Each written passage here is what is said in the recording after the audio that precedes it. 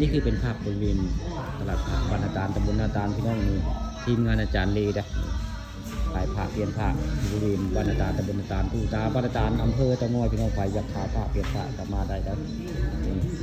ที่จอดเรือกว้างขวางเลยนี่คือตลาดผักบ้านนาตาลตำบลนาตาลอำเภอตะงอยอันนี้มองว่างผักอาจารย์เลมองนี่ครับโอ้ใครจะมาขายผักอ่ะบ่ต้องถือกันเก้าอี้มาเนาะมาขายได้เนาะว่างเยอะแยะครับโอ้บางที่วางผักก็มีพี่น้องบางที่วางผักขายผักมีได้นี่คนจัดให้เรียบร้อยได้นี่ใครมาก็ผักมาวางขายได้พี่น้องมาบ่ต้องถือโต๊ะเก้าอี้มาเอาง่ายถือมาวางขายได้เลยบริเวณตลาดผักบ้านอาจารย์อาจารย์รีว่างทำบนเรา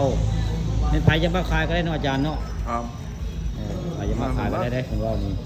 ไม่ขายไม่ขายมาขายอยู่กินก็ได้พี่น้องกับน้ำกับมาบริเวณตลาดพระบ้านนาตาลตำบลนาตาลอำเภอตะงอยนะอาจารย์เลของเราใครจะมาขายของกินก็มาได้นี่แล้วก็มองวางข้างว่างของขายผักกับผักพี่น้องนี่พระเจ้าเห็นไว้เรียบร้อยนะบ่ต้องถือโต๊ะมาไว้ไงมาว่างของว่างผักขายได้เลยไว้ไงงานตลาดผักบ้านนาตาลตำบลนาตาลนะพี่น้องวันไหนจะมาขายก็พระเจ้าเห็นไว้เรียบร้อยนะนี่แท่นปูนพี่น้องนี่แท่นปูนได้นี่แท่นปูนอย่างดีนี่มาวางขายเลยพระนี่ตลาดพระบ้านนาตาลตำบลนาตาลอำเภอตะงอยบรรยากาศคักเลยที่จอดรถจอดเรือกว้างขวางพี่น้องมีห้องน้ำห้องในคักบรรยากาศนี่คือตลาดพระบ้านนาตาลตำบลนาตาลอำเภอตะงอยเลยลูกค้าปานคำมาชมภาพบรรยากาศในตลาดพระไม้เบิ่งไม้ชมและทีมงานของอาจารย์ลีได้เปิดตลาดพระนี่